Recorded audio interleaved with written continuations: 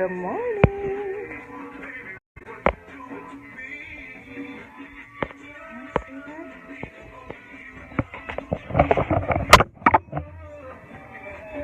Okay, Brandi. Good morning, everyone. Thank you for joining me. I'm live at DFWiRadio.com, and I have a very special in-studio guest with me, Brandi Brown, who is on. Brandi, wave to the people. And so thank you for joining us. We'll be ready to start here very soon. Good morning, good morning, good morning, good morning, good morning.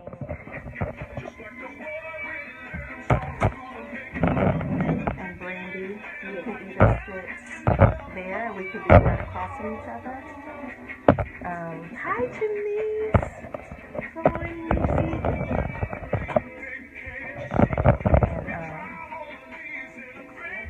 Huh? You don't. Is it on vibrate? Do not disturb. Okay. All right. It's the loudest mine has ever been. It starts ringing.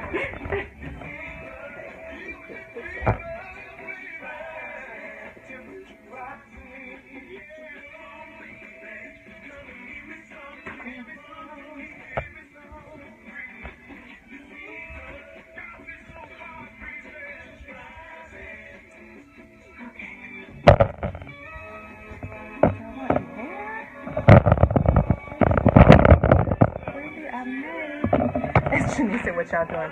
We're getting ready to do a radio show. We're getting ready to be on DFWiRadio. And so I figured since Brandi was here, I could have her on with me, right? So, and I had actually said, oh, I wish Brandi could do the show with me, but I didn't need there to be a hurricane in order for that to happen. So,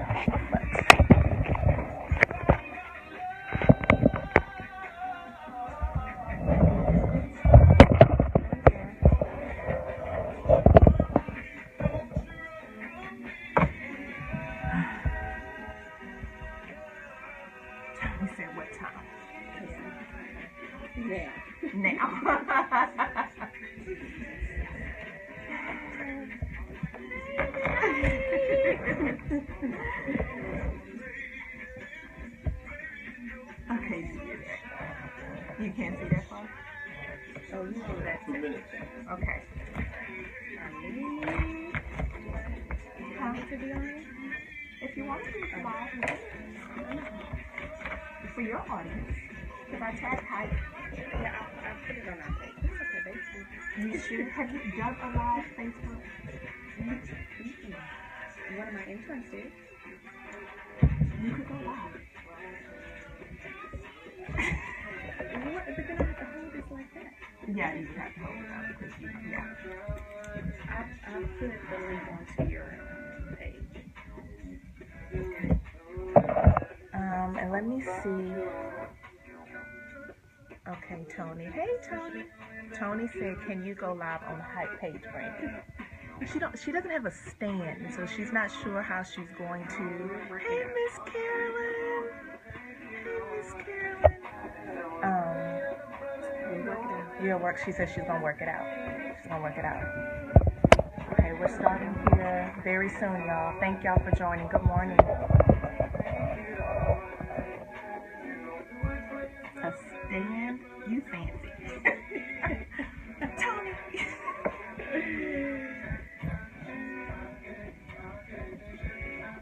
Hey everyone, I am joining in with Shantara.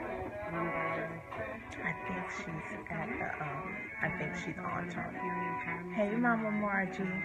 Y'all are at the walking trail walking. Awesome. So you found it. That's wonderful. That's wonderful. Things going on in Houston right now. If we have some time to enjoy our conversation.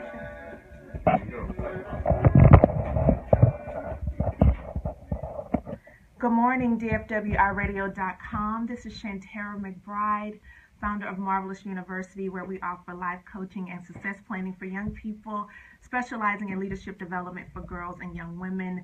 I'm an author, a speaker, an educator, a coach, a parent partner, and just really thankful to be here with you this Monday, Marvelous Monday. I have a very, very, very special guest in studio with me, and I'm going to try to do this without crying. If y'all don't know, I am a crybaby. I am sensitive. I used to be teased about it, mainly from my family, because I am that one that cries during commercials. I'm the one that cries during movies. I am that one. But I embrace my sensitivity, and it just is who I am. But I say that because in studio with me is my BFFLS. I call her my best friend forever / little sister.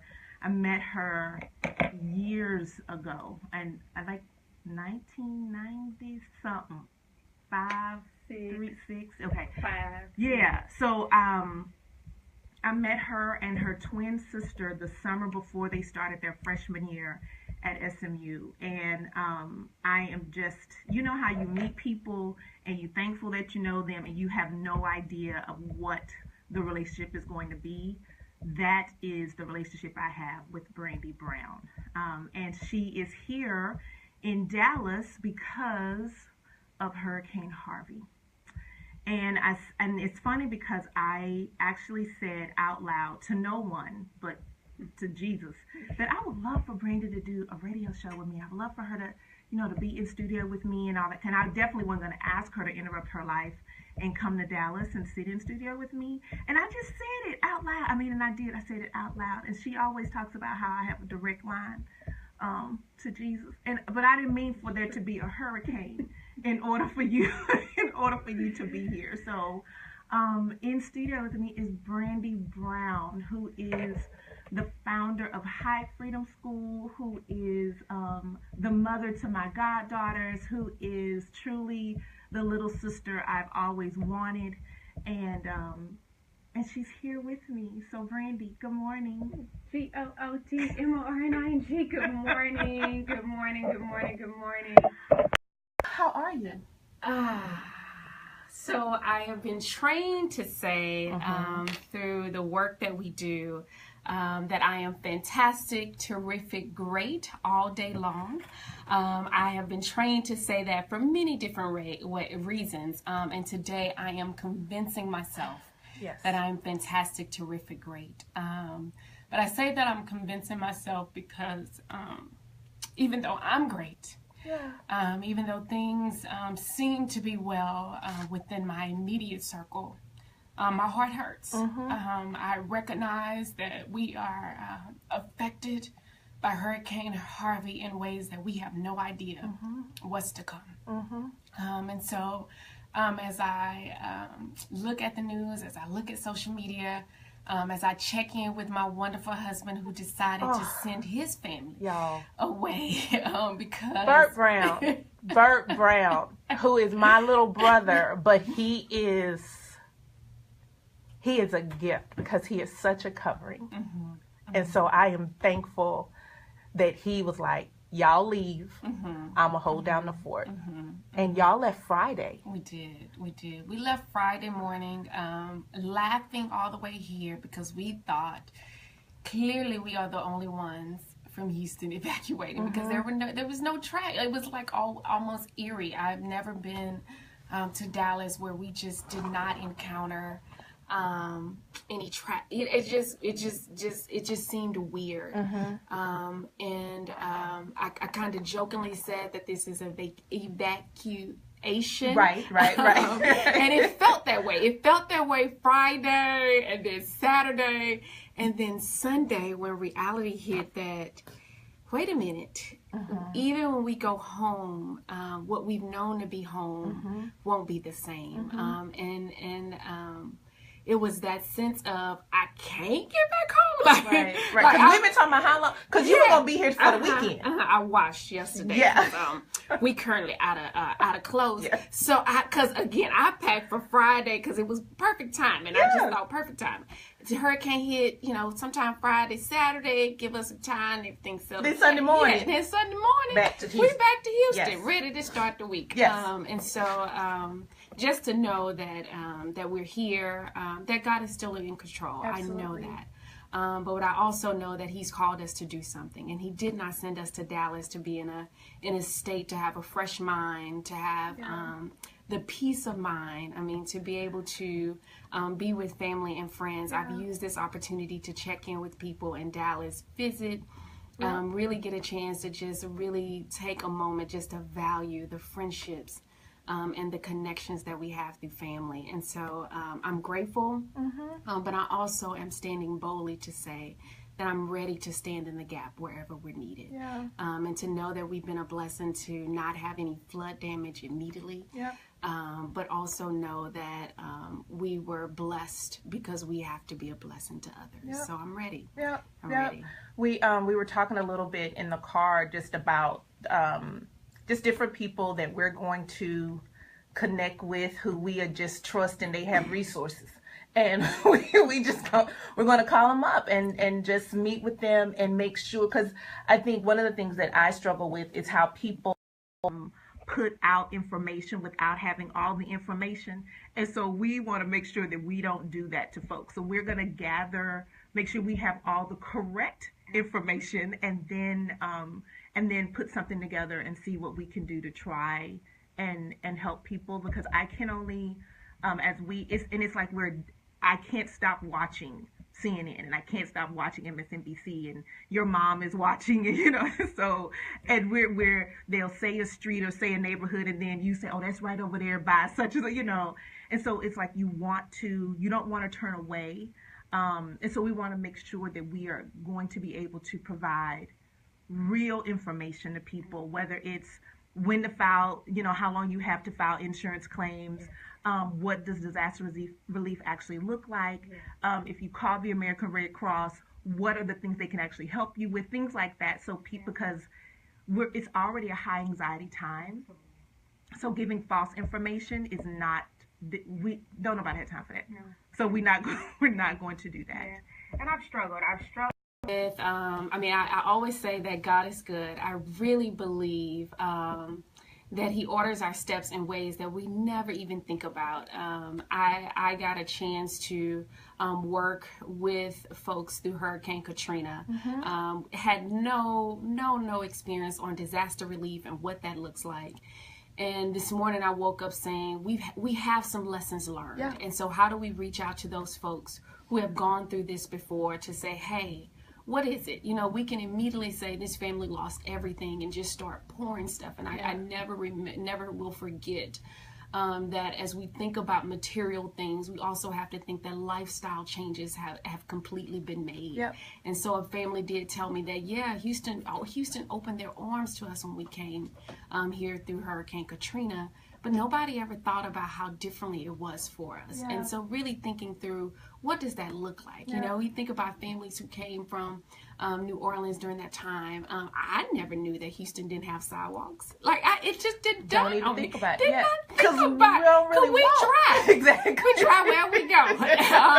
And there are some who actually ride, the public transportation. Yeah. But primarily, we tried. Yeah. And so it's those type of things, are trying to really think through, what can we do to help them rebuild, but build in a space where they feel most comfortable, where they feel like they have the support that they need, and they don't have just people throwing things that we think that they need. Absolutely. But really identifying and get a chance to take a deep breath and a step back to say, hey, these are the things that we truly need, and how can we as Houston wrap our arms around them to provide that for them. And give people time. Because I think the other part is just like even being here, I think even during the weekend, we've both been very sensitive to, we didn't want to appear like we were having fun.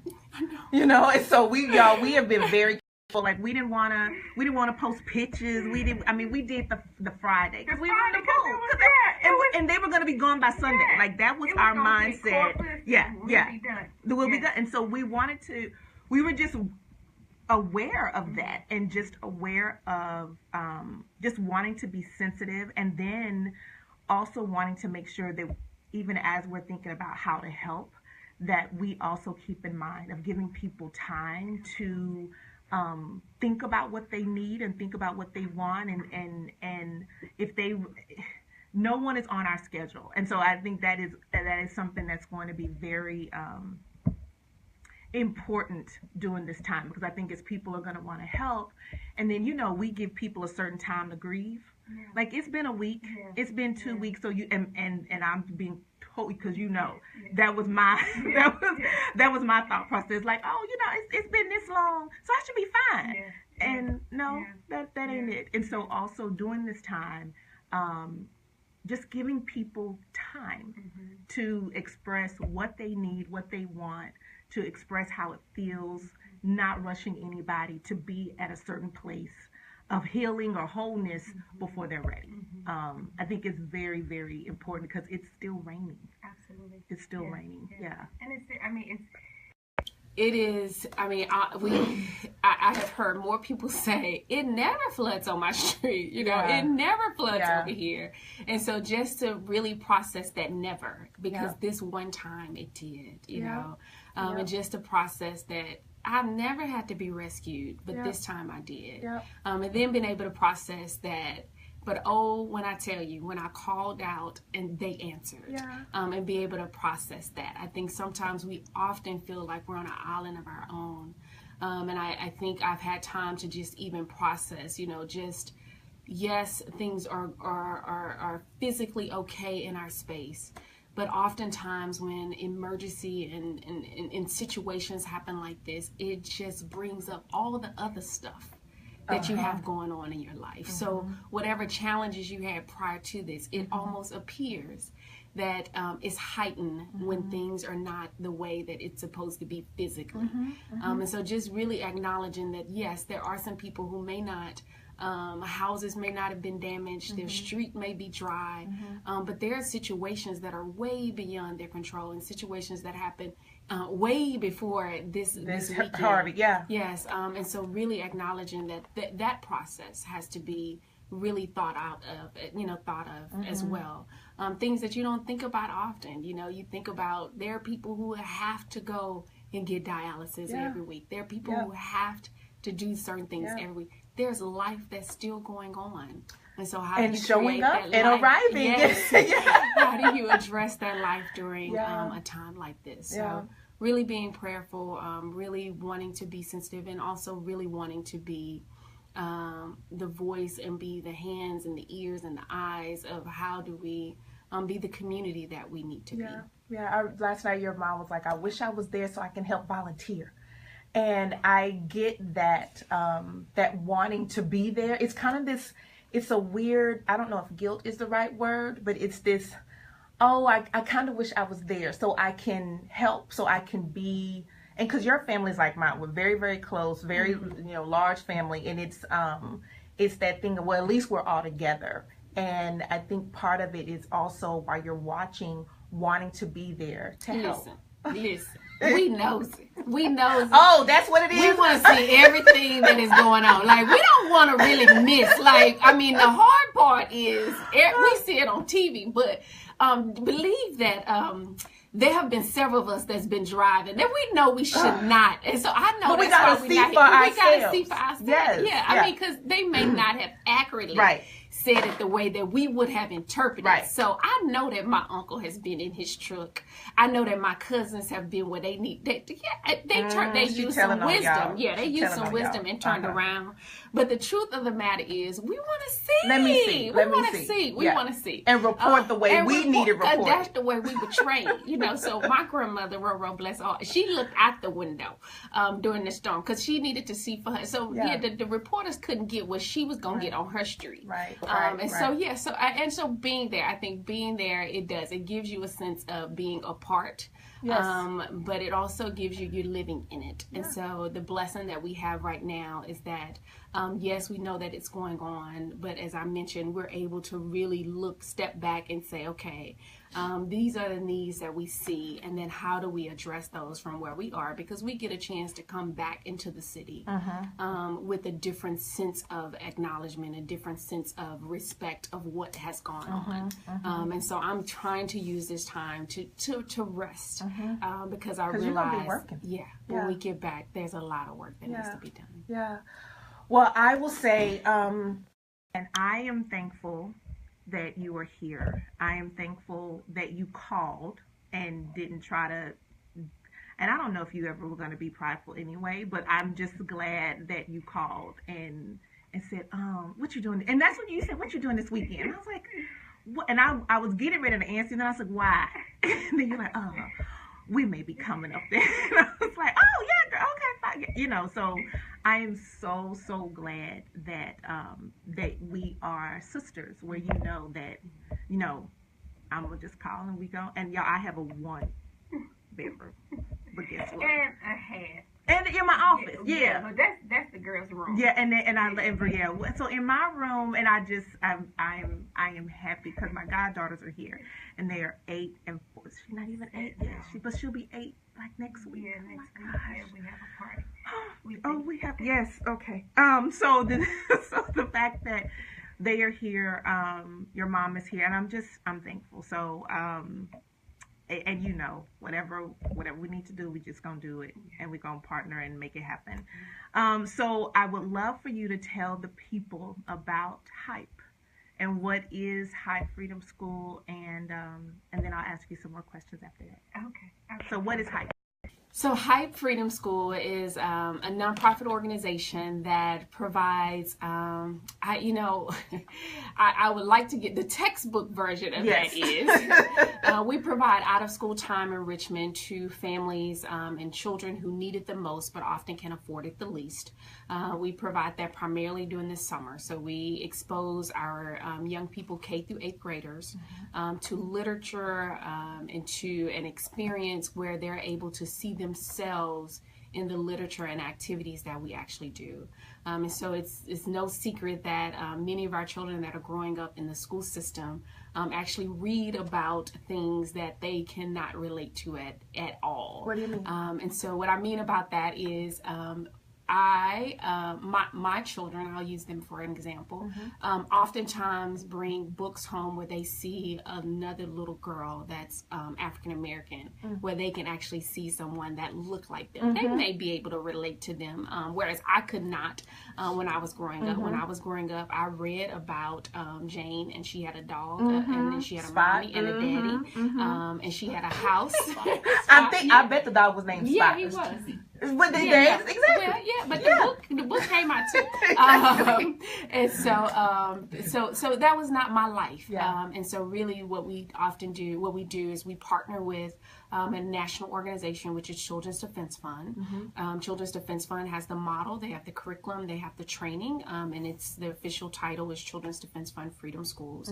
So we use that model and implement it within now 5 different communities within the Houston area. And so this summer we had the wonderful opportunity to expand. And so we served over 230 children this summer through our program. So part of HYPE is really looking at not only exposing them to become better readers, but also really building their character. We understand that many times we have reluctant leaders.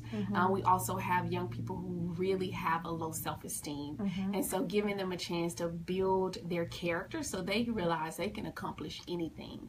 When I did this morning, when I woke up and thought about Hurricane Harvey, I immediately started thinking about our theme song, Something Inside So Strong. And so just thinking about, no matter if I've lost everything, there is still something inside of me that is so strong that I can accomplish this, right? So I immediately started thinking about the books that we have that I know that when I hear we've lost everything, that's the first thing that I thought about.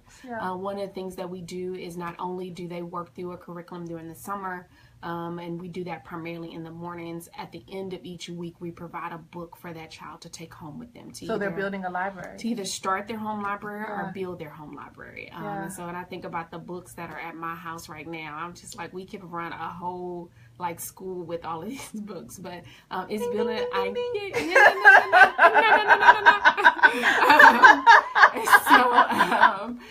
So we do that. We also hire college age adults to work with them, and so we often talk about how important it is for our young people to see young adults. That although I feel like I just graduated from SMU the other day. And you look like you just graduated. Yeah. Thank you. It is what it is. However, when my children say, "Oh, that was a long time ago," then I realize I need to expose them to people who are still in school right now that feel a little bit closer to their age.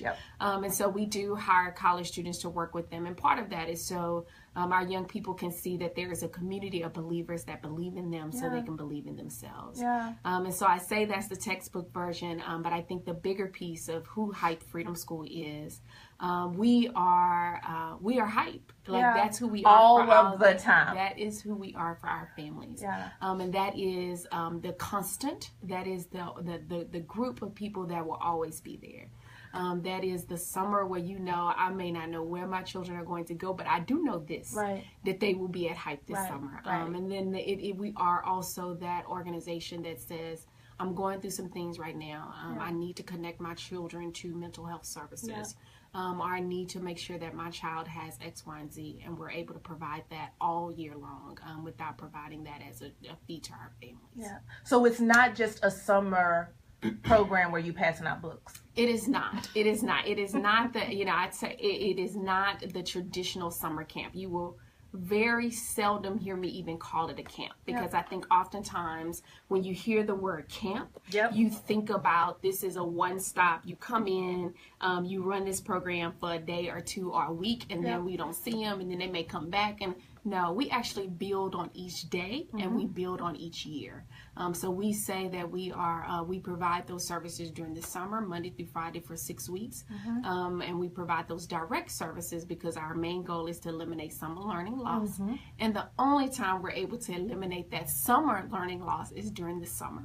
But then we also work to connect our families with a year-long service. So we're housed primarily in communities where those churches where we're housed, the school where we're housed, they're open all year round. So is it only in churches? It is not. It is not. This summer, so nationally, there are over 190 so freedom schools throughout the country.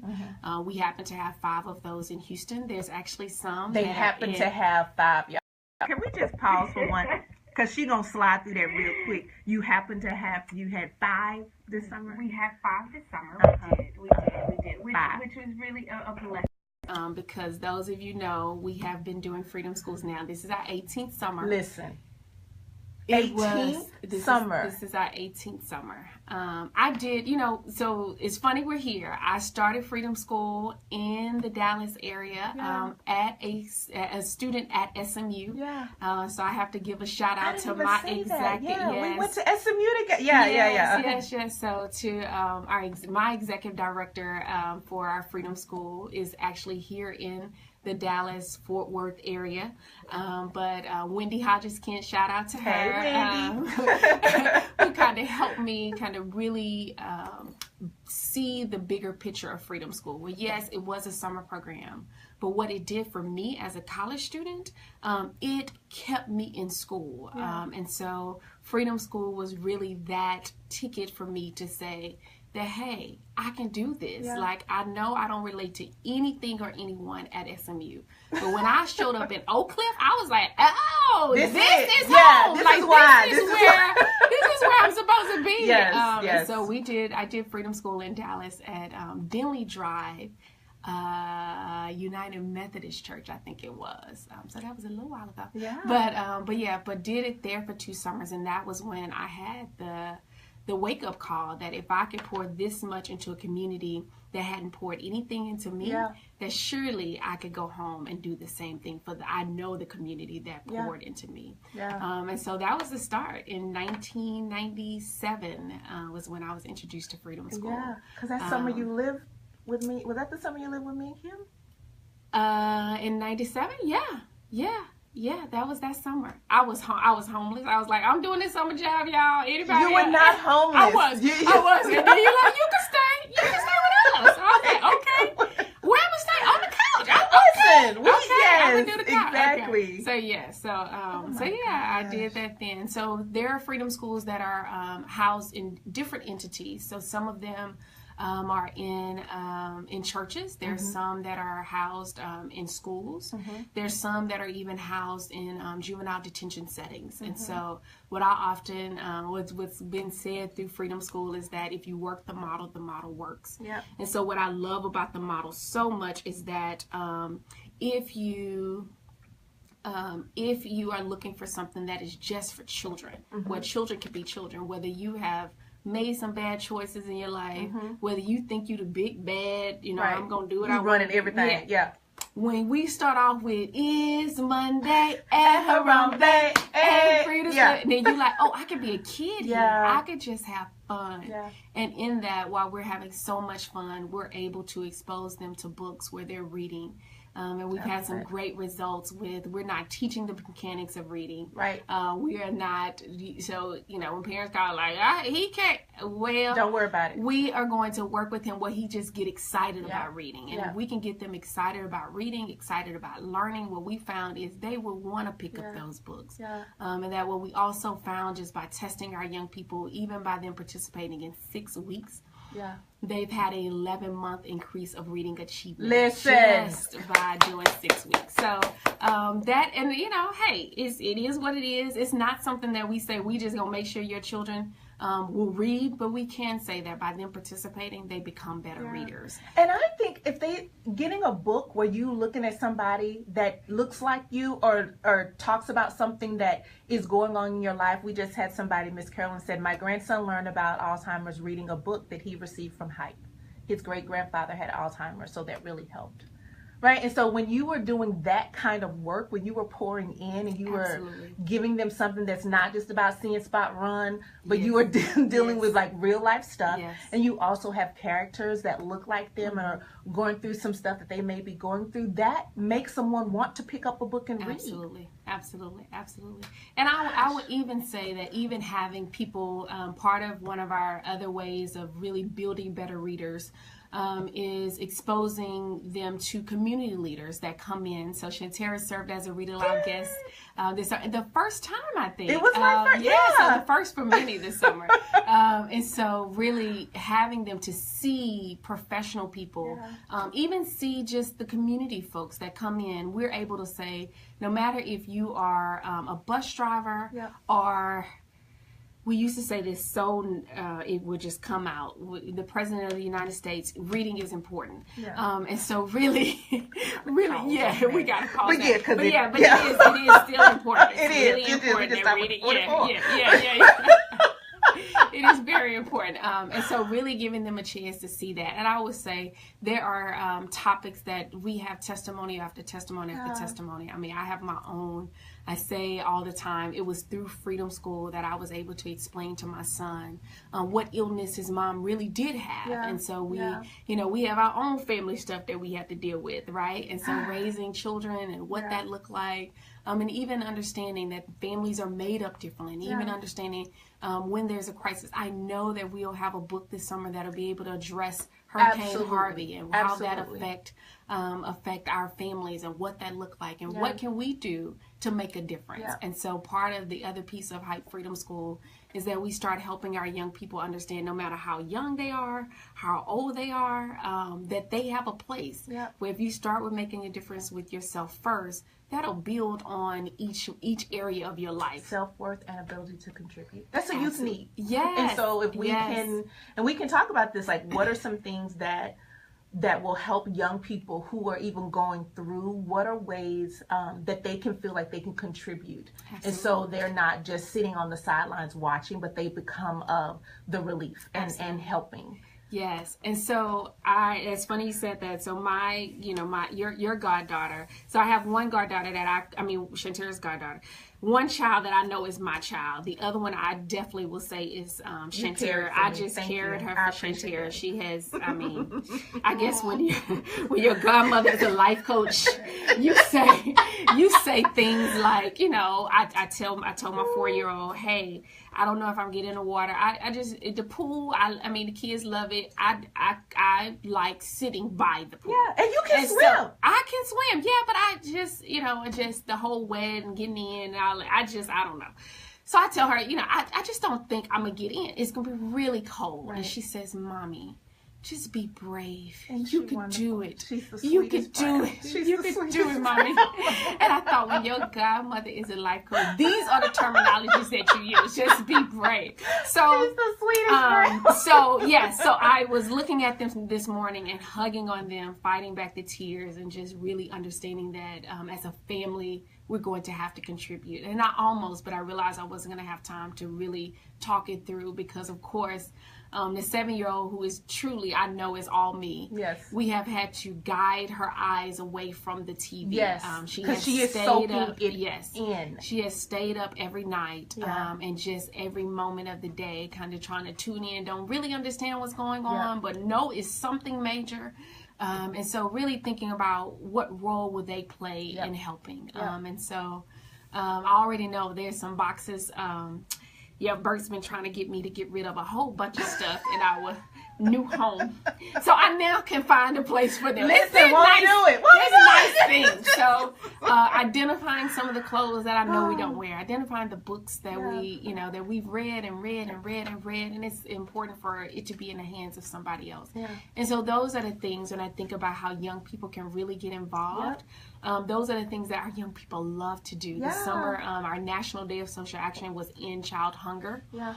And they made up all kind of songs about feeding the children. Just what do we want? More food. What do we need? Listen, come on, more food. So just thinking through and really thinking about how can we be of service, and young people can. And they want to. They're so passionate. Yes. They want to be able to stand, and they can stand and pass out water. They can stand and box things up. They can look and see, if I'm not using it, who can? And use it meets a youth need. Like it is doing something that is not just something they can write down and say, I did, X number of, service hours, but it's actually meeting a need that young people have. Yes. And so when we don't offer that opportunity, we are actually stopping their positive youth development. So, and it's hard because oftentimes you think, I do. I'm like, by the time I tell them to go pick out 10 books, right.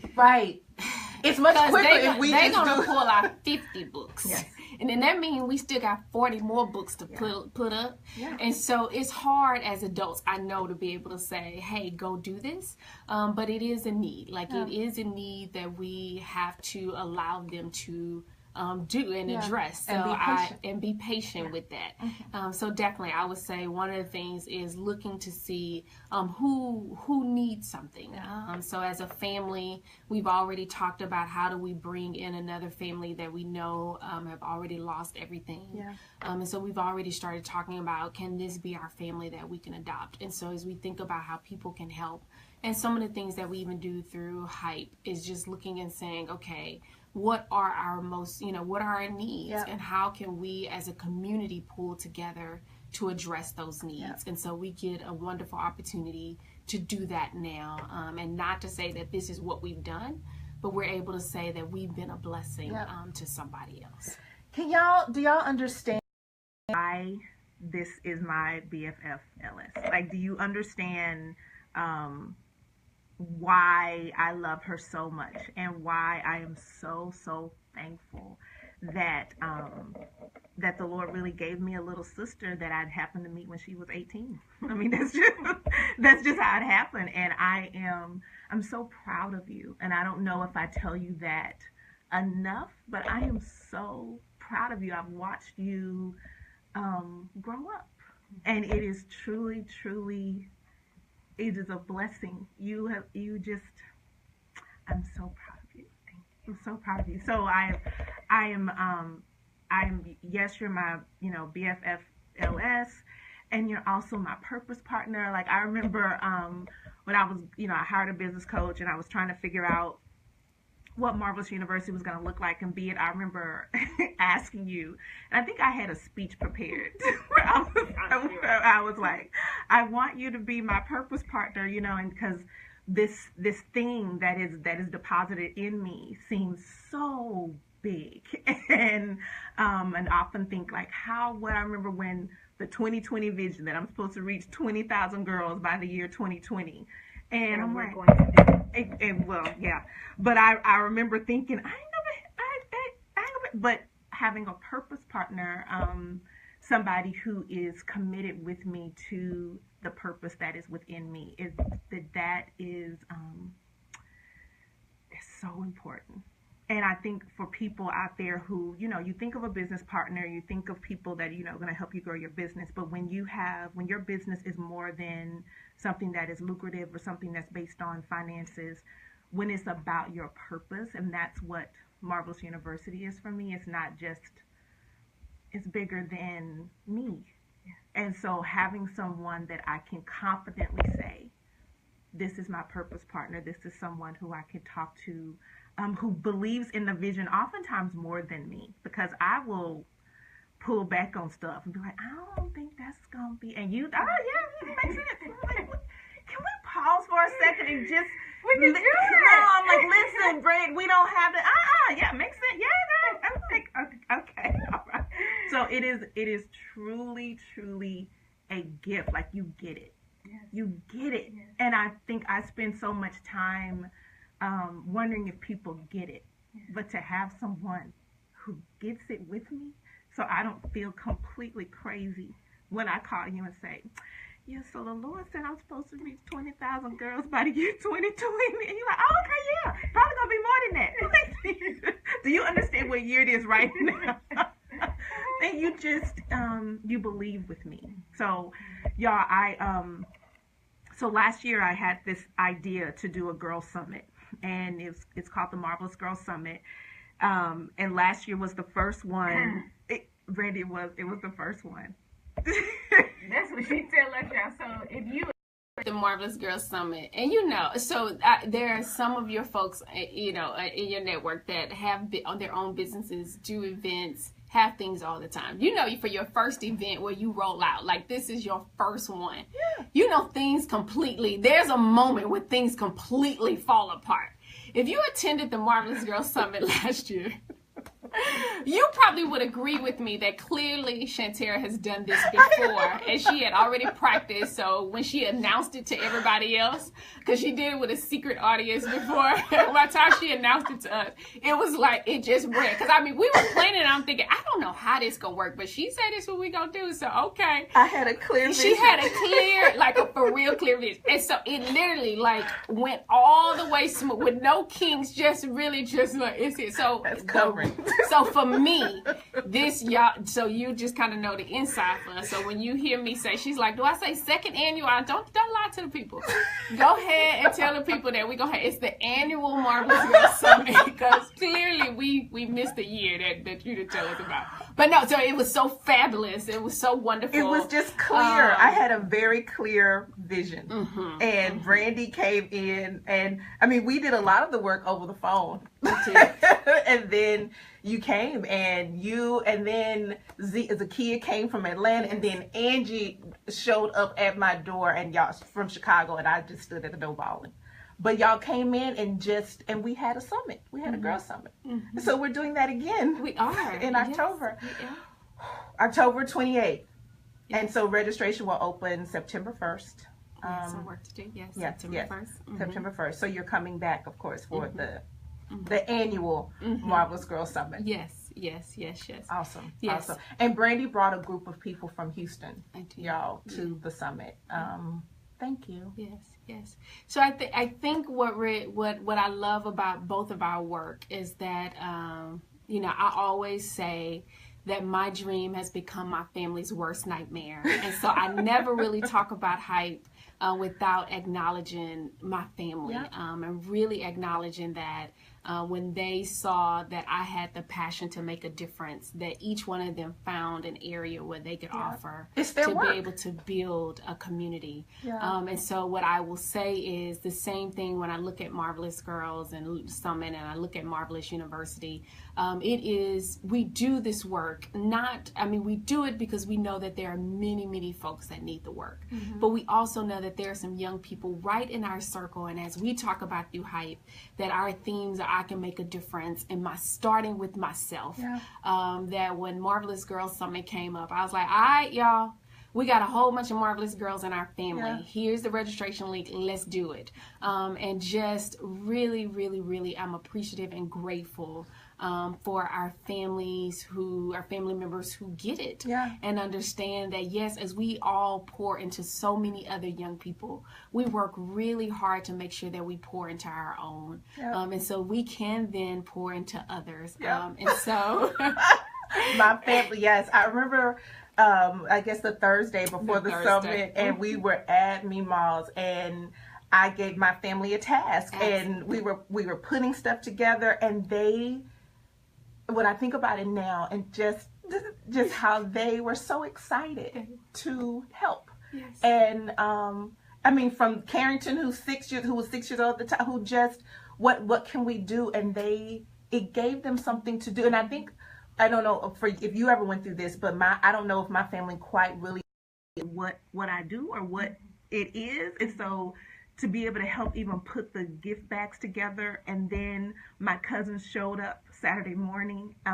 My cousin Kim was the hype girl of it all. I mean, she I looked in the room, I was like, that's Kim. So getting the young cleared her schedule, her client schedule that morning. She was like, I could be there in the morning, and Misi set up the decorations, and my cousin Patty was there to help register girl. It was just, and I got that from you, and like how your family comes to the table and they show up, because you don't really wait on them to give you permission. You like, y'all, this is what I remember the Easter bags. Y'all were doing Easter baskets. And that was my thing. I was like, okay, I need to order 3 Easter bags because they need to be sent to Dallas for my cousins. And just remembering how your family just jumped in, and it became Hype is not just it's never been your freedom school, but it's always been the family's. This is the family's call. And watching my family help. It's now they'll hear stuff and they're like, oh, you need to see this, or you need to be a part of this. And I'm grateful that I learned that from you. And I love, so when I on Friday, and so so this summer we talked about the expansion and what that looked like. This summer, of course, Shantara got all of the, what am I gonna do? We got 2 weeks before it started. Yes, I don't know. I'm just not gonna do it. Yeah. So the first day of Hype, Shantara went to a camp that had nothing to do with Hype. Actually did not even have the name of Hype. But she sent me a picture of a shirt that they were using that said, y'all. Said Hype is a ministry. And so I showed up Friday. I had on my Marvelous Girls Summit t-shirt. And what t-shirt did Shantara have on? She had a Hype is a ministry shirt. Because we're laughing, but I believe in Marvelous University. I believe in the Marvelous Girls Summit. And I believe that because I am a girl. Yes. And so, but being that you mentioned I have an identical twin sister. And I think being a girl, we always compare ourselves to each other. We always, is she better than me? She look good, So I got up this morning and I was like, I put on some clothes because of course I brought evacuation clothes. Well, because it's supposed to be a weekend. Yeah, because it's supposed to be a weekend. And so Shantara was like, you don't have to do it. But I was like, but in my suitcase. But part of that is, I'm like, you gonna be cute. Like, I need to be cute too. But we compare each other as women, as girls. I know that. And I also remember being a middle school girl. And I know this is going to be so shocking to so many people, but I always felt like Tony looked better. And we look just alike. I know that.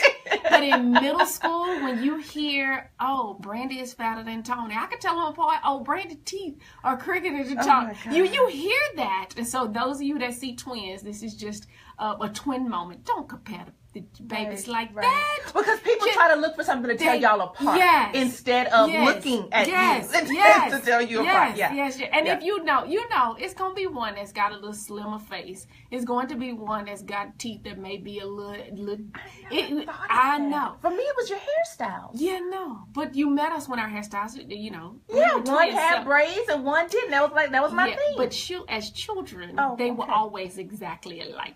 Two ponytails. Thank you, Mom. Yes, Mama Moore. And thank you, Aunt Vera, for when you felt like we needed a little bit more. But yeah, so those two ponies. So that's how they told us apart. And so when I think about girls and being empowered, and I think about Love Your Jiggle, A Guide to Being Marvelous, A Girl's Guide to Being Marvelous, I think about what that would have done for me as a little girl, and how do I let my girls be marvelous. Baby, when I tell you, they put in, and you put in the book, the No Fear gear.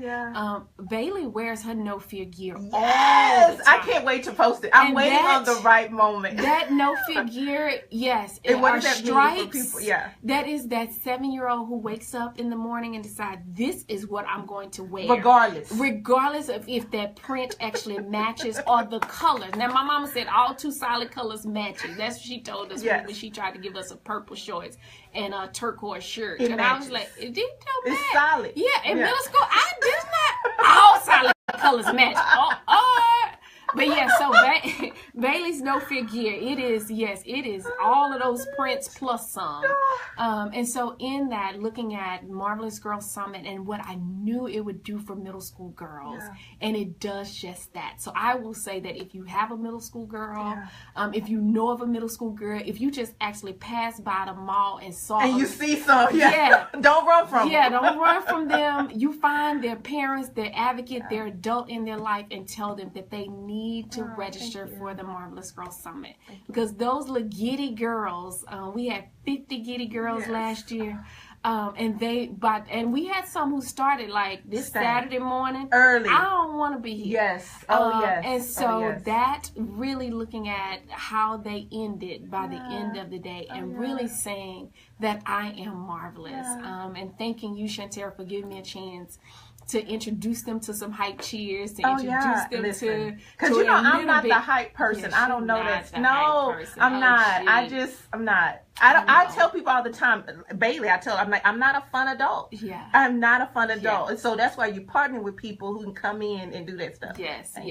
So I do. I just wanted to take a moment to say good job on the Marvelous Girls Summit. I look forward to October 28th.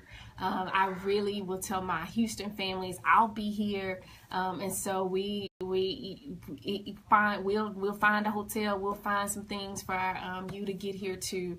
But bring your babies, even if it's a turnaround trip where you come that morning and leave that evening. It is worth every single moment. And we are looking for partners to bring it to Houston. I know. So maybe that is something that if you're interested in talking about and exploring ways that we can bring. We can totally do it in Houston. Marvelous Girls Summit for the 6th through 8th graders in Houston. Let's do it. But definitely, I think having an experience at SMU where we graduated is always a pleasure. So I'm excited. I'm excited for the 20,000 girls by 2020. Listen. And I don't know how I am grateful for the vision. And you know that I'm going to work the vision I'm excited about that. Before we get ready to get out of here, I wanted to, fast. I know, it's always every week. I wanted to ask you about just as you're raising marvelous girls, as you are partnering with parents, as you are, because you partner with parents in a way that I don't think people understand, what is something that you would want to leave parents during this, not even just during this time, but what do you see that parents really need to get a hold of to understand raising their marvelous girls? So this is something that I've been able to put in words just with partnering with you, but really helping parents understand that they are their children's advocate. and they know their children better than anybody else in this world. And so really, I think sometimes we look at the education system, especially, we oftentimes think that that principal and that teacher and that person at that school know their child much better. I mean, I never forget raising my son, and the teacher called and said, bless his heart, he stood up in the second grade, I think it was. He stood up and sung, and it was shortly after Freedom School, so I know he did it. But he stood up in the middle of class and sung in a chair and sung "I Believe I Can Fly," the entire song during lesson time. And so I listened to the lady. I was like, that's a bit much. Like the whole song, like he was that disruptive. Standing up, and so. But it took me a moment to really say, is this really my child? Like, do I really know my child? And is this the truth? And then what do we do about it? And so I was the expert of that situation. So as she tried to guide me and tell me what I'm supposed to do to my child, no, I knew what needed to happen. And so really, as parents, I think never forgetting that you are the expert for your child and listening to your child, watching your child. I think it's interesting that we watch our children just in our immediate setting. Being here on our evacuation, I see my children in ways that I wouldn't normally see them. And so really paying attention to those. Like did not know all the time, but I know that my baby has to have structure. Absolutely. So waking up and not having an agenda is driving her absolutely. And she needs to know the agenda. Yes. At 4. Yes. She belongs to me. She does. Yes. What are we doing today? Yeah. And so listening to those things and not saying, I'm the mom and I'm in charge. You're going to do it the way I want to do it. But no, really I'm saying, no, we're not going to a pool right now. But I am hearing what she's saying but I kind of want to know, what are we doing? Like we're here, but why are we here? Like what are we doing? And because she's also such the leader, some people will call that being bossy. But it's really because she's such a leader, she also wants to hold us accountable to that schedule. Yes. And ask you said, but she's such a leader. She's such a leader. And so I think the other piece is identifying partner to parent. I am grateful for my first Cuz Club. Yes. And so I have a group of cousins. It is 5 of us. And when I tell you that there are some days, yes, we are absolutely silly. And there are some days we're saying, listen, I don't know what to do with this kid. Do I send him to you? And so having a parent partner, I think is important. I'm able to call Shantira and say, hey, I'm losing it. Like, what am I supposed to do? But having somebody to, and I know I have a spouse, and we think very differently. And so I'm able to get, and he will even say, I'm not talking about that, call Shantira. Because he's a man of very few words. And so really finding a parent partner, somebody that you could partner with, and especially for our families in Houston during this time, whether that is a professional mental health service provider, whether that is a family member that really can support you and not, as much as I love my mother, bless her heart, she want me to talk a whole lot, but she my mama, and so she may not get it all. She'll get some of it, but she can't handle it. I remember when my mom did that. If there was a shift. And, she always, I'm so glad you have friends like you do. I'm so glad you got people to do that. And she doesn't even understand all the time. She implemented that in me when I was younger, getting a mentor for me, getting a big sister for me, so it's the stuff that she taught me that she just think, I just didn't want to kill you, So I was trying to save your life. Right? And so I thank you for allowing me to partner with you in raising your children, because it is truly a joy for me. And I tell this to parents all the time. I am not there to compete with you. I'm not there to take your spot. I cannot ever take your spot. I am there to partner alongside with you. And sometimes that means talking directly to the preteen or the teenager or the young adult, college age student. And sometimes that means talking to the parent. Absolutely. And letting the parent vent and get what they need out. And that way they're able to exhale and still stay together, and then go and go in with that young person. Well, Miss Brandi Brown. Yes, Miss Shantara McBride. It's time for us to wrap up. Yay. And I remember saying this out loud, that, I wish I could do a show with Brandi. And, he hears my cry. Yeah. And I didn't mean for this yes. But I am so glad that you are here. Thank you for joining me today. Thank you for helping me put Marvelousness on blast on this Monday. I'm, again, so proud of you. I love you. I'm thankful for you. And I just wish you God's very best. You're welcome. You're welcome. So, y'all, again, this is DFWiRadio. This is Shantara McBride. Thank you so much for joining us. We are, again, praying for the people in Houston and the surrounding areas. Y'all, thank you for joining us and helping us put Marvelousness on blast. I will put on Facebook and Twitter and other ways that you can follow me on social media, disaster relief efforts. If you want to partner with me here where we can help people in Houston, just reach out. Let me know. I'm on Instagram, Twitter, Facebook, of course, because you're here live with me if you're on. But we can do this together to help our brothers and sisters in Houston. Take care, y'all. Love you. Bye. Bye-bye. Thank y'all for joining us. Appreciate it so much. And we're going to sign off so the other show can get in. Please share if you want. Thank you. Bye.